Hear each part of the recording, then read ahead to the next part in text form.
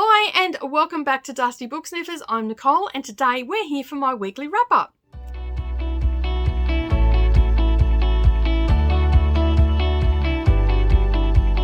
Good morning or good evening, no matter where you're watching from. Thank you so much for taking some time out of your day and spending it with me. I really do appreciate you being here. If you're a new subscriber, don't forget to hit that subscribe button and the little bell icon beside it, and then that way you will not miss out on any of my bookish uploads. And if you're a returning subscriber and viewer, thank you so much for coming back. I do appreciate you taking time out of your day and spending it with me while I prattle on about the books that I've read this week. And there have been a few yet again. Mostly audiobooks, a few immersive reading, but yeah, mostly audiobooks because I had a lot to do this week, quilting and all that sort of stuff and whatnot. And this coming week is also shaping up to be the same. I'm away for 4 days this week as well, so I don't know how much reading I'm going to get in, so you might be in for a little less of a video next week. But I read, I finished a book from the Read Around the World series for Antigua and Barbuda, and so I've got that to film, and I film them differently. Even though I finished it in this week, I don't actually talk about them on these weekly wrap-ups. I also picked up a book for a bingo prompt that I DNF'd at the end of last year, and it's a collection of short stories by Penelope Livy, and it's called The Purple Swamp Hen.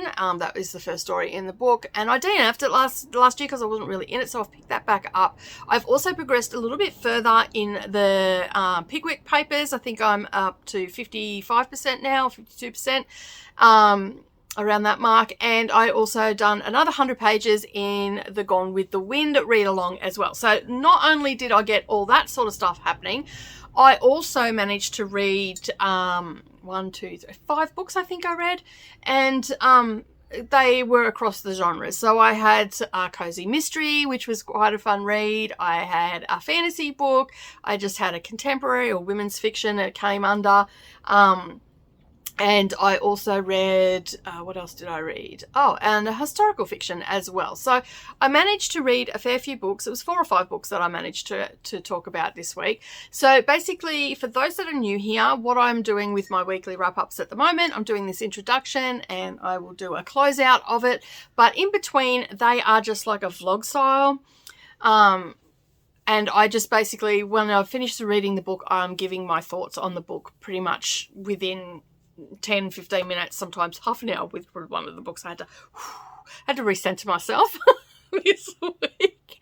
Anyway, I talk about that in the next couple of clips. All right, so that is how the video is structured out. So you're going to see me in various different times of the day, mostly in the morning, because that tends to be when I finish my books up. So I'm either in bed or just got out of bed or just trying to collect myself. So let's get into it. Hey everybody, I'm just out and about in the car, and I just finished reading The Broken Circle, a memoir of escaping Afghanistan, and that's what it looks like. I listened to this on audio and also read along with it, and I can't remember how many pages in it. I think it's got 250 pages in it, and it is by, I probably should tell you that, it is by Angela Ahmadi Miller, and she escaped Afghanistan when she was very young and to India. So basically, she now resides in the United States, and I believe she lives in Texas or Dallas, somewhere like Texas. And yeah, so anyway, it starts off when she's a young girl, before school age. The story sort of starts, and she is in Kabul, or Kabul as they pronounce it, and well, how it was pronounced on the audiobook. And so basically, yeah, it just talks about her life there and the subsequent Soviet invasion in the late 70s. And she was born in 1975, so she would have been about 4 when that invasion happened. And yeah, and there was, like, it talked about her family life and all that sort of stuff, and how her father's drinking, and it sort of covered a little bit how the freedoms of the women, and most of them worked and stuff like that. And there was little snippets of her family life and her brothers and sisters and all that sort of stuff in the beginning. And then her mum gets a bit fed up with her dad's drinking, and she goes and stays with an uncle, and subsequently it's got a little bit of that in there, not very much, just a couple of pages, like where she goes and visits, and basically the brother's wife says, you know, you go back to your dad, that she's not coming home until he stops drinking. And it was obviously very traumatic for her, because that's why she's put it in the book. And then basically, yeah, then she's gone home, and then the invasion sort of happening, and war sort of breaking out in Afghanistan pretty badly. Like, it's out in the country areas, and then it's slowly moving towards Kabul. And so basically the mother ends up coming back because her brother and his wife flee to Germany, and then there's a whole series of events, and then her mother leaves, like, without the kids, like, leaves a couple of them, like, I think she only took one with her, like the baby with her, and she left the rest of the kids behind with the father. And it basically just goes through, like, the progression of them having to move. They were quite a well-off family as well, and he worked for the American embassy, the father, and so they just went through the story of that. And then one night he woke them up, and they took a backpack with only with a pair of shoes and the clothes in their backpack, and they were handed off to this guy that helped them escape into Pakistan. They crossed the border into Pakistan. I just had to think, well, did I have it right then? Yeah. And so there is a map in the front of the book as well, and it shows the route that it took and how they got there. And it took them 6 months to get to Pakistan from Kabul, which is only a 6-hour drive, because they had to they did some on the bus, and then they did a lot of walking through the mountains and all the rest of it. And then over the last mountain, then they went in to Peshawar in Pakistan, and they had money to stay in a hotel, and they only had enough for 6 months, and they had to wait there for the father, because the father left separate. So it was 12 months before the father got to him, and then basically there was a whole series of events that had to happen before they got to India, to where the mother was, because she had fled to India for heart surgery and stuff like that. So she had a weak heart and all that. And so by the time it had been 2 years before they had left, just on 2 years, that she hadn't seen her mother by the time they got to Pakistan and the father turned up. It was on two years before they had seen their mother when they escaped, and then it was another year and about a year and a half before they actually got to India. So it took them a year and a half to get from Kabul in Afghanistan to New Delhi in India. And it was just it was her childhood memories, because this happened when she was a child, and then eventually they went to America after being in India for a few years, and they were living off their savings and stuff like that, because they had no ID or anything, and eventually they got passage to India. They finally got to India, and then they obviously left India and went to the United States, because that's where she now resides. But it was just a really good story. Like, I don't know what I was expecting, because it was recommended by a heap of people that I read with on a weekly basis doing the bingo prompts, and this came up in the Afghanistan prompt, and so there were so many great books that were put up, and so I'm slowly working my way through. This was on Kindle Unlimited, and so I thought, well, I'll add it to my to be read list, and I'm glad that I did, because she's been a very successful woman and all that sort of stuff, and there's little tidbits through it about, like, teachings from her father and stuff like that obviously mean a lot to her and have helped her get through the things that she's seen and experienced and all that sort of stuff. So, I mean, it wasn't a harrowing, like, it's still harrowing enough having to do that, but it wasn't a violent story. It wasn't a harrowing story. It made me feel for her, but it didn't bring me to tears or anything like that. So it is a if you've not read a memoir before, it's probably a really good one to start with. I'm just delving into memoirs, and I've got a few on the go at the moment, and I'm thoroughly enjoying the new genre that I'm reading. And this one was fabulous. I did like it. I've given it 3 stars because it wasn't an exceptional book. I think she could have, but because it was coming from her experiences as a child, it would have been nice maybe if she collaborated with one of her older siblings and their experience and their feelings, because she had teenage sisters and teenage brothers. One brother had actually got fled out of the country because they were rounding up all the teenage boys to fight in the war and stuff like that. So they managed to get him out and got him to India. So when she got to India, he was there with the mother and the baby, which now was like in school. Basically, when she left, she was like 1. So they hadn't seen each other. The timeline wasn't.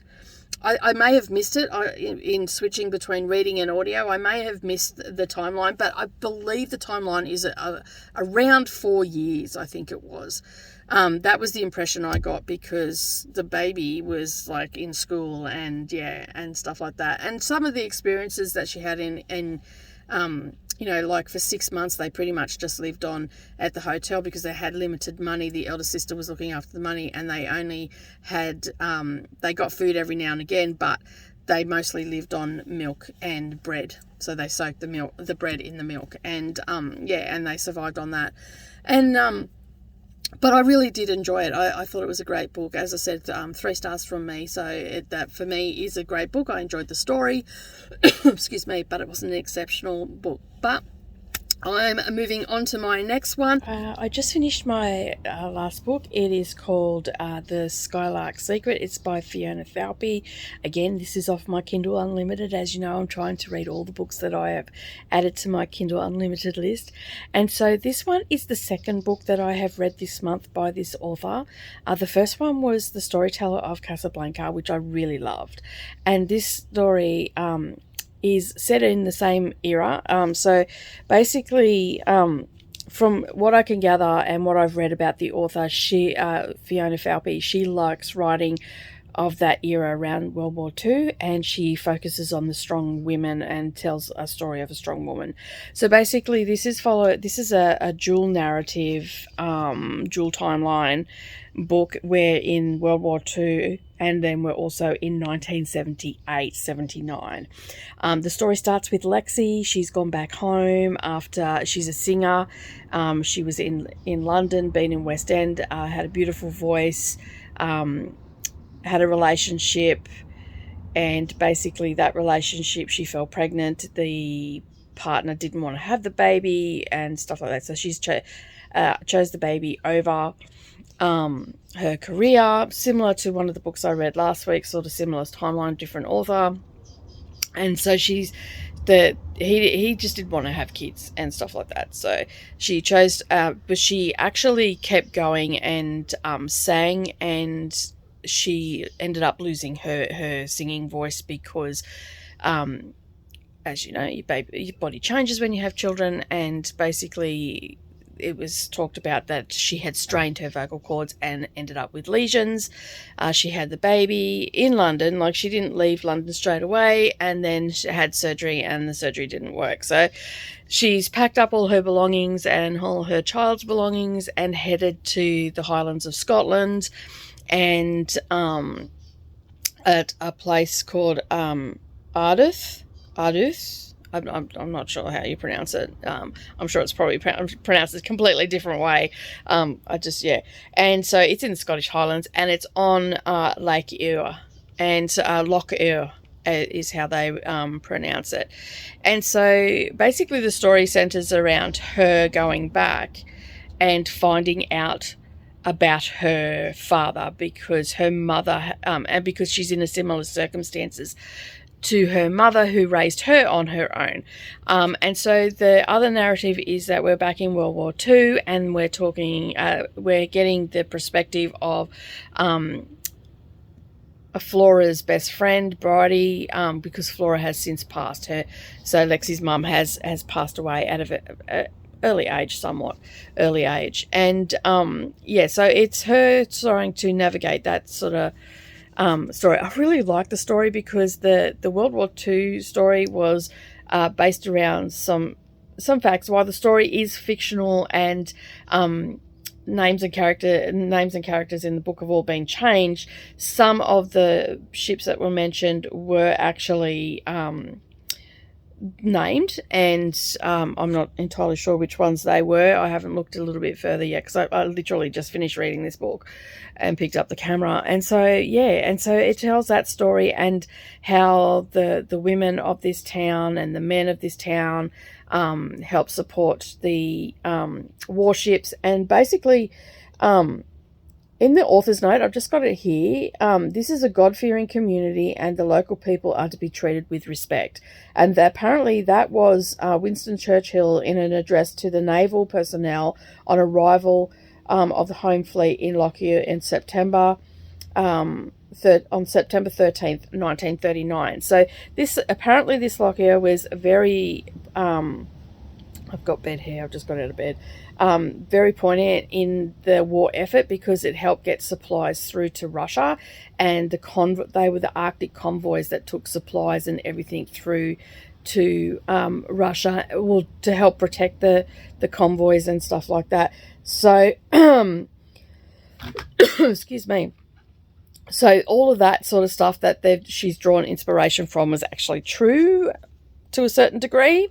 And so that part of it was telling the story of Lexi's dad and mum and how they met and how they came to be and how family can interfere and all that sort of stuff. So it's got a storyline there of forbidden love, I guess, because Alec was his parents were Sir Charles and Lady Helen, and so he come from a well-to-do family, and she was the gamekeeper's daughter.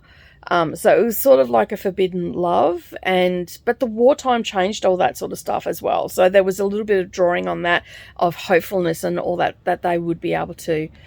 There's circumstances and different circumstances that arose through the book and the struggles and everything like that. It's a sad story too, at the same time, that part of it. And then Lexi's part of it is her wanting to know, because her father is no longer, her mother is no longer, and her mother had raised her by herself and all that sort of stuff. And so she's wanting to know... I can't really talk about this book without giving some of the plot away, but there's all this stuff that happens in Lexi's life that has led her back to her hometown, and her learning about herself and her family and her mum, and then the secrets that bind a community and stuff like that. So there's a little bit of a mystery there because they're very reluctant to talk about parts of her mother's history and stuff like that, the friends.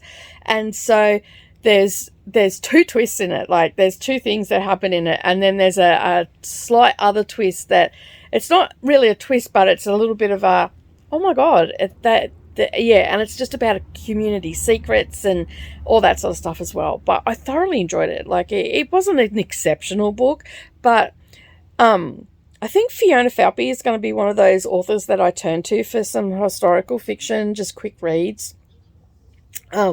And I like the way she writes. Like, her first book that I read, the Story of Casablanca, that was a dual narrative as well. So we had something happening in present time and then something happening in the war. So it was a really good. I'm enjoying that dual timeline. I think I'm actually, when I like my historical fiction with a now and a then, and I'm starting to lean more towards that sort of stuff. I mean, I read everything. I don't care.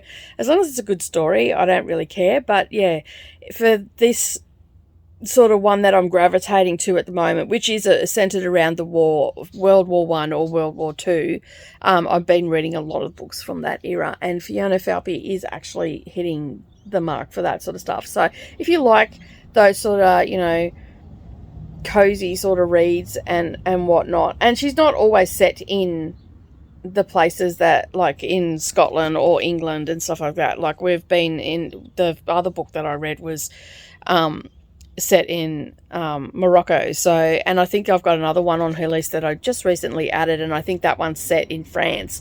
So, and I believe the author had lived in France, and now she lives in Scotland, originally from the UK. So she's got around a little bit herself. But I actually really enjoy her writing. I love her storytelling, and just interweaving that little bit of, World War II and stuff like that. So if you like that sort of thing, you'll really enjoy her books. I have actually recommended this author to another friend that likes cozy reads like that.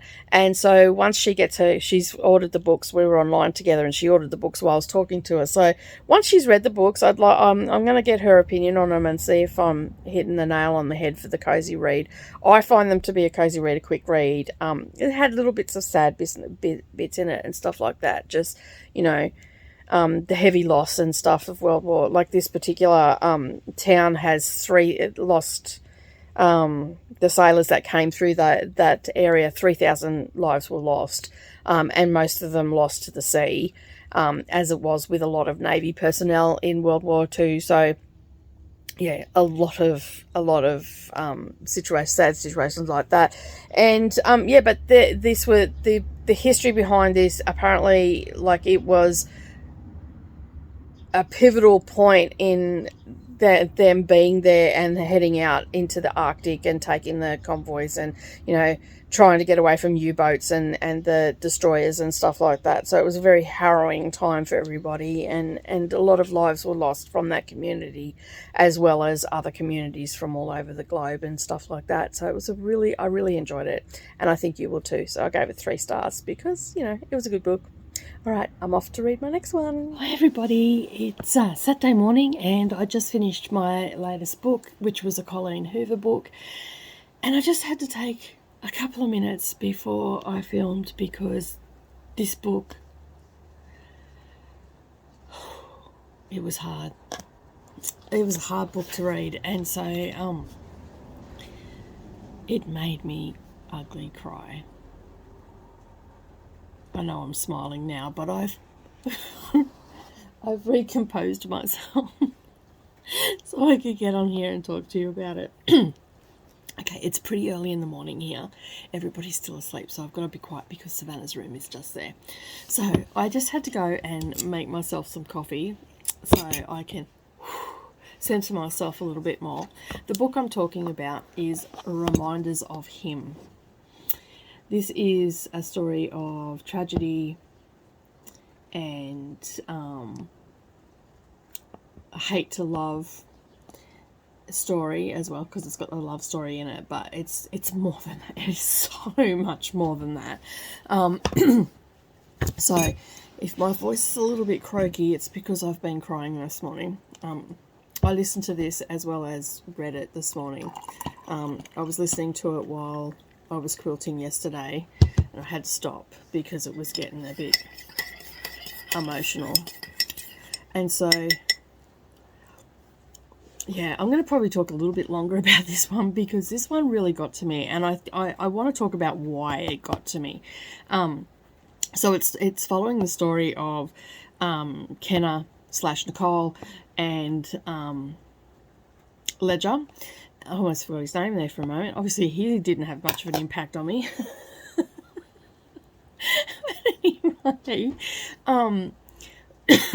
so it's following her story. So it starts out with Kenna. She has just come back to a town, and she's been in jail, and she's come back to a town where her daughter is. So basically, there was an accident, and the passenger that was in the car died, and she pleaded guilty to it when she really shouldn't have pled guilty to it, but she pled guilty to it. Subsequently, she went to jail. She got sentenced for 7 years and got out in 5, and she's gone back to the town where he lived and where his parents live, and subsequently her daughter, because her daughter was taken off her. She found out very early on in her sentence that she was pregnant, and her baby was 6 weeks early, and they took the baby from her and took her straight to the hospital. So she's never actually physically laid eyes on her daughter. She doesn't know what she looks like.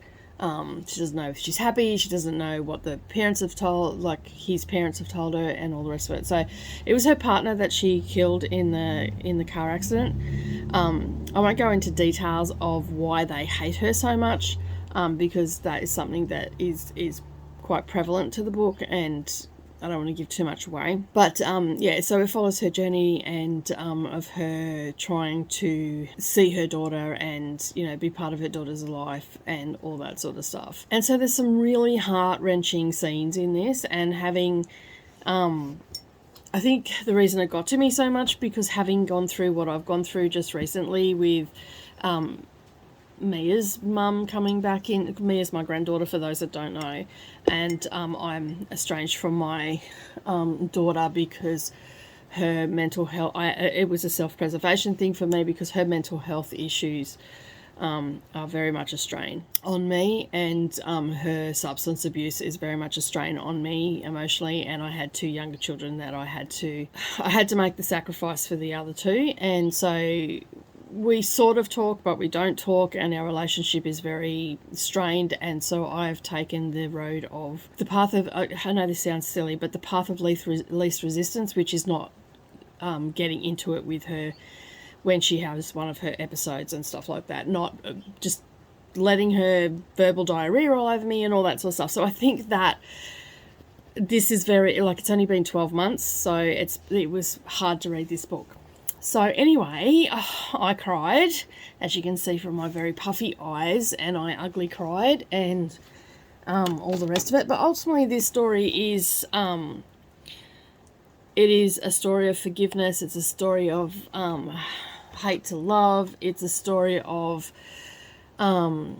regrets from our actions and the hatred that people can hold on to. There's a lot in this book, and it's only 300 and something pages, but holy crapola, I went on an emotional roller coaster with it. And I think, as I said, I think it's got more to, like, it's still a harrowing story. Even if I wasn't going through that, like, it would be really hard to have that happen, that you make one mistake in one night and everybody judges you on that one mistake, and you feel like everybody hates you and all the rest of it. So, like, I know it's only fiction and all the rest of it, but some of these stories do hit home for a lot of people. And so if you have lost a loved one in a, you know, drunk driving accident or stuff like that, it's probably going to trigger you. If you've lost a child or you're seeking to get a child back, it's probably going to trigger you.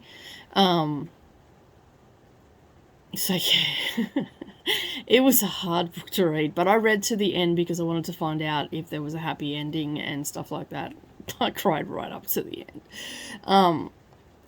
But I think that if you like a very powerful, emotional, realistic story, because realistically it could actually happen. This scenario could have played out in any given person's life. So, yeah.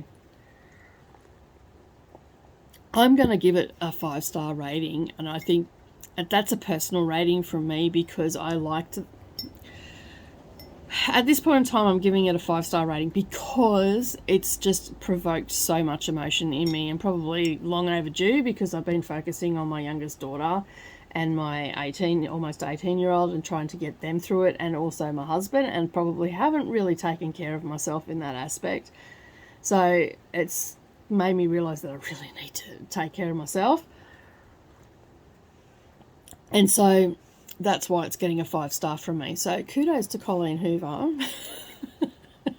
for making me realize that I really need to take care a little bit of me, and I am doing it slowly, but you know, my other people were more important at this point, and I knew that I could hold it together until I needed to not hold it together. So I had a good cry, and I thoroughly enjoyed the book. It's told... Now, let me tell you a little bit about the book first. Okay, so it's got, I think, 315 pages in it. It is told in a dual narrative, and it's told by Kenna, and it's told by Ledger. And it's working through Ledger as well, as he hated her because of what she done to his best friend, and the circumstances and all that sort of stuff, and the fact that he has a lot to do with her daughter. And then she meets Ledger by accident. She goes to his bar, which used to be a bookshop that they turned into a bar that he runs, and she had never met Ledger when her and Scotty were together. So it was very yeah, so and they sort of hit it off straight away, and then as soon as he said his name, she realised who he was, and then there was that confliction there, and she, when she's telling her story, she's telling it from her side, and then he's like, and then it goes to the next chapter, and he's talking about his feelings and what he's feeling. So he was extremely angry towards her and all the rest of it, and it's very much a story of the power of forgiveness and how you shouldn't, I guess you like it, it's a story of forgiveness, and I'm a big believer in forgiveness, so that's probably another reason why this one, some people hold grudges really well. I just don't have the time or the energy to hold a grudge. I'd much rather forgive them, and then they're not living rent-free in my head, and stuff like that. So I could see why he was making the decisions he was making. I mean, it's great that the love story was there, but that's not what interested me. I couldn't give a rat's backside whether they got together or not. It was more the backstory of it, and that was her trying to make amends for the things that she'd done that shattered so many people's lives. The decisions that both her and Scotty made on the night that the accident happened, and so it's just basically it's a story of forgiveness and all the rest of it. Just know, if you've been through any of this sort of stuff, this book is going to, I don't want to say this because so many people say this about books that destroyed them, but it didn't destroy me at all. Like, it made me ugly cry, but it didn't destroy me, but it may destroy someone else. So basically that's the story of Reminders of Him. Now, I was going to read Regretting You, which was another Colleen Hoover book. I am not going to, because I don't think I can deal with 2 days in a row of crying, because her books seem to get me every time. I love her writing. I just love her books. She has definitely earned a permanent spot on my, even though I'm reading these on Kindle, I'm actually going to get them in the physical copy as well. I did really enjoy this book, and I've enjoyed all her other books, but I'm not going to read Regretting You right now. I'm going to read my weekly instalment of Gone with the Wind, and then I think I might move on to the Bone Shard Daughter. Because I don't think I can read another book that's going to make me cry. or it runs the risk of making me cry. So, Reminders of Him. Good book, 5 stars from me. I'm not sure whether it's still I don't think it's my favourite book of the month, but it is up there. Hi, I just finished reading The Bone Shard Daughter by Andrea Stewart. So that's what the cover looks like, and it's red, if you're looking at that in colour. So this book is part of the 24-hour readathon with the Council of High Ladies. I absolutely loved it. I'm so glad that this one won. I must have been in the mood for fantasy because I've been reading so much historical fiction, contemporary fiction, a few thrillers and stuff like that. And I haven't read any fantasy for quite a while, probably about 2 months actually, maybe. I don't know. Oh no, I read some last month. So anyway, we read this, and the 24-hour readathon is not where we stay awake for 24 hours, but you can if you want to. I wouldn't be able to do it. I am far too old for that. So basically, we try and read as much as we can in the 24 hours. So I actually, disclaimer, I started mine book a little bit earlier, so I've finished it now, as that's why I'm here. So I finished it within a 24-hour period. So I started reading it a couple of hours before the live stream started, and they start their live stream at like midnight, and then they stay online for a couple of hours. They do a couple of sprints, and then basically we all go our separate ways, and we finish it, and we continue talking about it over in their Discord. And so basically, so this one was voted for, and then what they do is they put up a group of books and we vote for it, and this one won. And as I said, it is a fantasy, and it is the Drowning Empire series, and I believe there's going to be 3 works in this. So from what I can see on Goodreads, there's actually one coming out at the end of 2023. 2 are already out.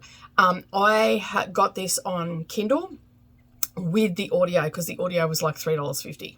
So, it might have been on special, because when I went back and looked, it wasn't $3.50. So, but I went through and looked, and it was actually, excuse me, it definitely was $3.50 for the audio attached to the Kindle book. So, The Boneshard's Daughter, as I said, is a fantasy, and I really, really liked it. Now, whether anybody else agrees with me in the group, I don't know, but as I said, I must have just been in the mood for fantasy, and yeah, so I'm really happy with it. I'm looking forward to reading the second book, although I'm not going to read it straight away. And so basically it's following, there's 5 main characters that are narrated in the book. And so there's Lynn, there's Jovis, there's Sand, there's Rami, and then there's, I can't think of the last one's name. The governor's daughter, anyway. There's also LGBT in theme in this as well. And so basically from what my understanding of it is, it's a little bit weird, but you know, most fantasy has that weirdness to it. And there's these what do they call them? Constructs. That's it. That's the word I'm looking for. Crickets. So there's these constructs, and basically the constructs are they're fulfilling roles like governors and dock workers and spies and warriors and all that sort of stuff. And there's an element of magic there, hence the bone shard. And they take essentially they take bones from the populace, so the people, and they do this at a very young age.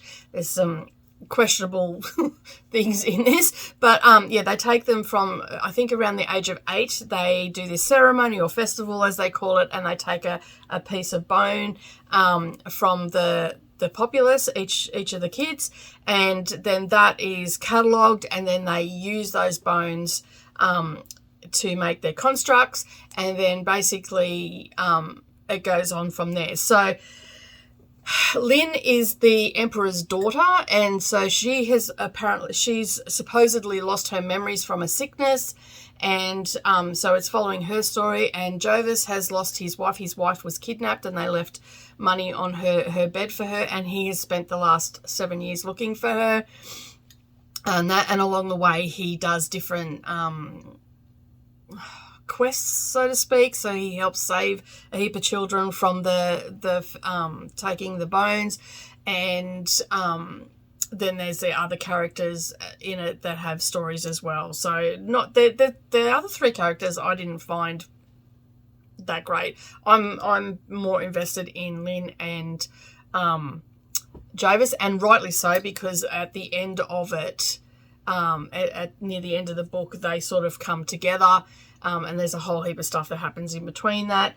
Not together romantically, just they meet, and sort of the book was set up really well for the second one to flow on and all that sort of stuff. But there's animal companions or creature companions, because they're a mix of animals and stuff like that.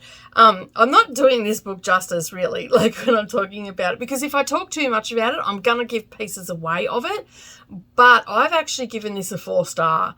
As I said, it possibly could be that I'm in the mood for fantasy, and I am gearing up to go into a bit of a fantasy reading. And so, but it is very, very well paced. I didn't find it, maybe at the beginning when they're introducing the characters, it felt a little bit sluggish, but not slow.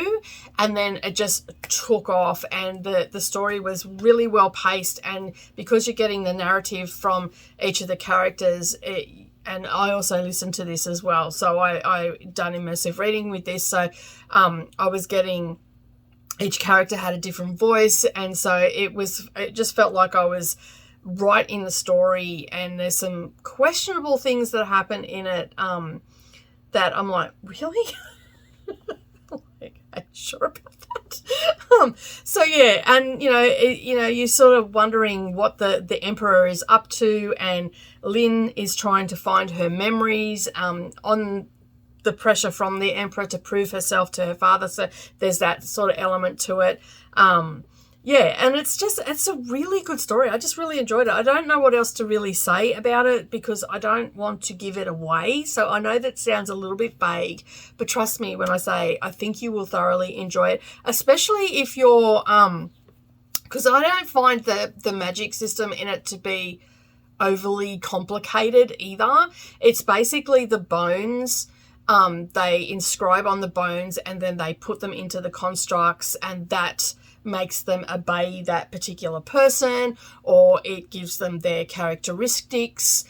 It'll give them what they're able to do, so whether they're a warrior or stuff like that. So it's not, and it doesn't, for me, it's not confusing, and I don't think it would be confusing for most people. It's pretty straightforward, the magic system in it. And it's a collective of islands as well, so they're on all different islands. I'm guessing, there was an event there where one of the islands, it's a bit of a spoiler, one of the islands sunk. So I'm guessing that's why it's called the Drowning Empire. And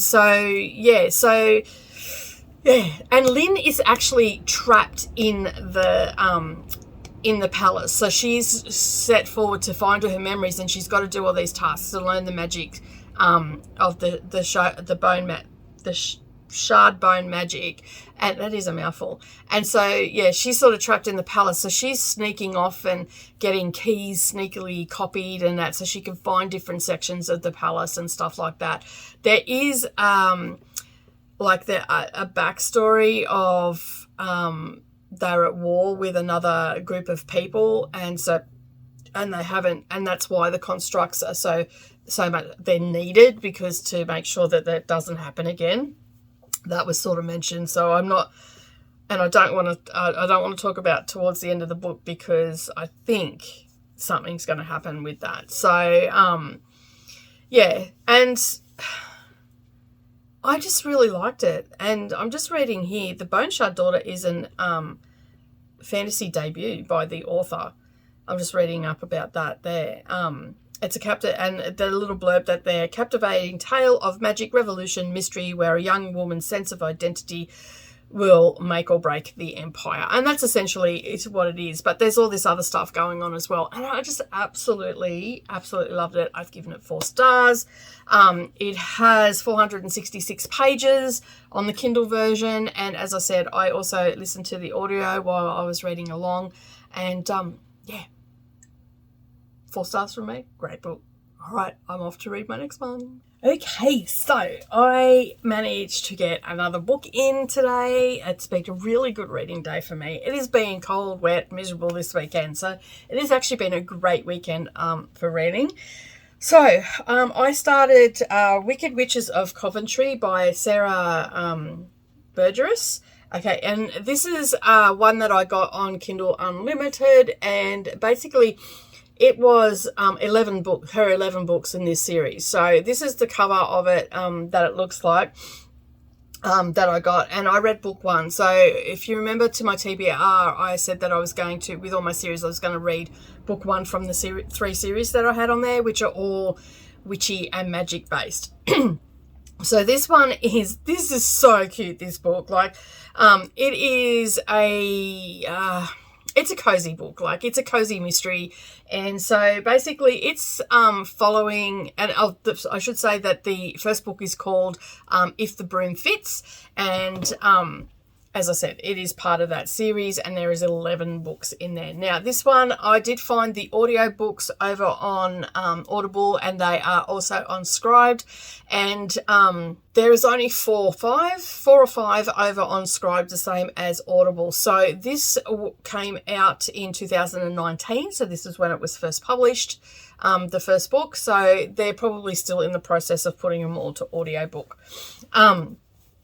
Because I'm sure that must take a long time to do, and if she's got 11, so they're about halfway through.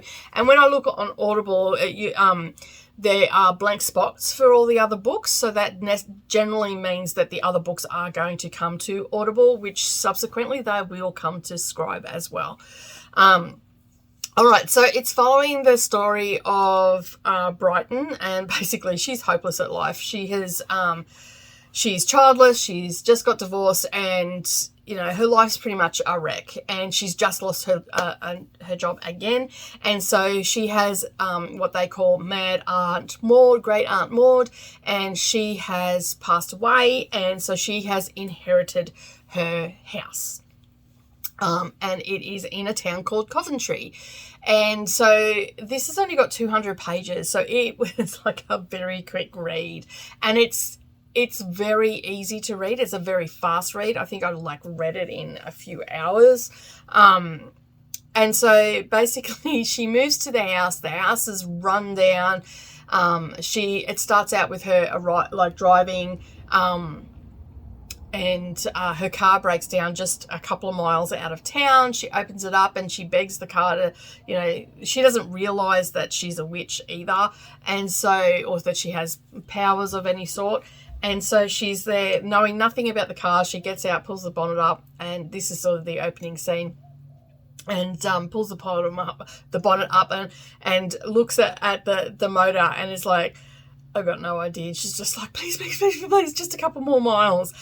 And the car roars to life. So she gets in the car, not even questioning the fact that the car started by itself. She justifies it by, something must have come dislodged and it's just, moved out of the way, and the car started again. I know nothing about cars, but I know that doesn't happen. That's not very believable, but that's the way she's rationalized it in her mind. So, so she ends up at the house. The house is very run down. She realizes that she can't stay there that first night, and so she takes off her U-Haul, parks it out the front, and then goes off to find a place to stay in town. She comes across the only B&B in town, and she stays there, and they charge her $75, and it's basically a bed in the basement.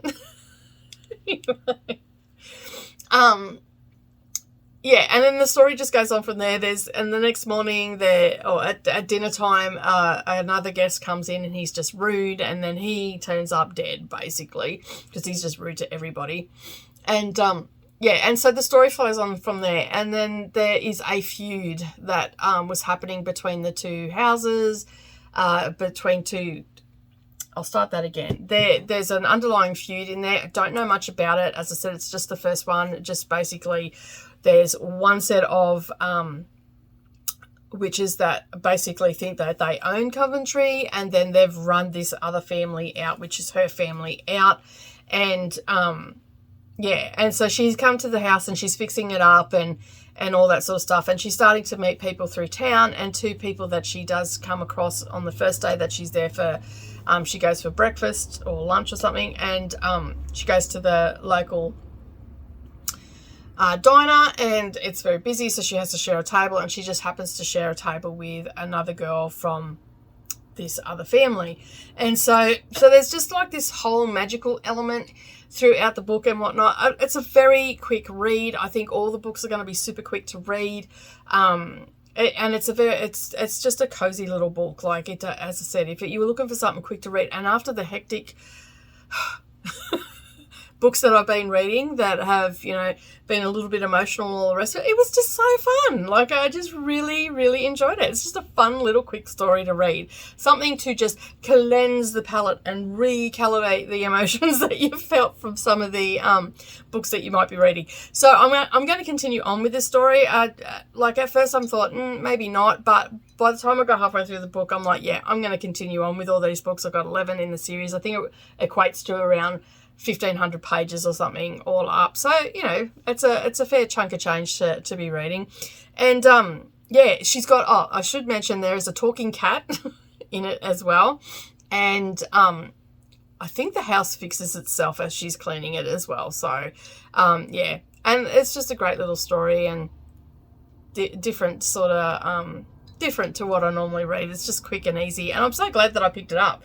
Oh, and I've just brought up Goodreads, and it's the Skeenbauer family is the one that run the Tuttle Smiths out. I probably should have taken physical notes in my pad, but I didn't. So so they're the two warring factions of the feud, and so Brighton has has made friends with a couple of the Skeenbauers. So yeah, so it's going to be, I think it's going to just be a fun little read, this series, and I'm looking forward to it. So I actually gave this a 4-star, believe it or not. I gave it a 4-star because I just had so much fun while I was reading it. Well, thank you so much for joining me today. I do hope that you enjoyed hearing about the books that I read this week. Some of them were a little bit emotional, especially that whole Colleen Hoover one. That sent me through a loop. But anyway, I'm over that now. I've had a couple of books in between. I was super pumped to be reading some more fantasy, especially considering I'm gearing up to start a couple of fantasy series next month. So that's exciting. And that was sort of just like a little appetizer for it. And I was so happy with that book. So kudos to the Council of High Ladies that put that book in for selection. I'm very happy with the selection this month, especially after last month. Last month's tanked big time. But anyway, you don't know until you try it. But this week I'm going to continue on with my Kindle Unlimited challenge. I think I'm down to 7 books left. That's including some of the ones that I'm reading for other challenges as well. And I've had a couple more books come in for the Read Around the World challenge, so I can progress with that as well. But other than that, I don't have much on, except I'm going away for 4 days with some of my friends. We're meeting up. We're going to a quilt show. So I don't know how much reading I'm going to get done, although I do have 6 hours of driving in that time as well. So 3 hours down, 3 hours back. So I'll get some audiobook done then. And I've got a few other things to do around the craft room. So I'm hoping to get more of the audiobooks done off my Kindle list, and I'm holding one over for the Read Around the World, which is Little Bird by Wendy James. That is going to meet my Australian prompt, and I'm almost up to reading for Australia, so I'm going to hold that over, even though I included it in my May TBR. I am actually going to hold that over, and I think I'm going to be at that around the first week of June. So I will read that for the Australia prompt. I've not read anything from Wendy James, so I'm looking forward to reading that. All right, that is it from me this week. I hope that you enjoyed this video. If you did, don't forget to hit that like button. Smash it. Just click it. Really, just do that. Click it. Click the like button. And also, while you're there clicking that, click on the subscribe button as well and the little bell icon beside it, and then that way you're not going to miss out on any future posts. Thank you so much for joining me, and I will see you all again next week for another weekly wrap up. Bye for now.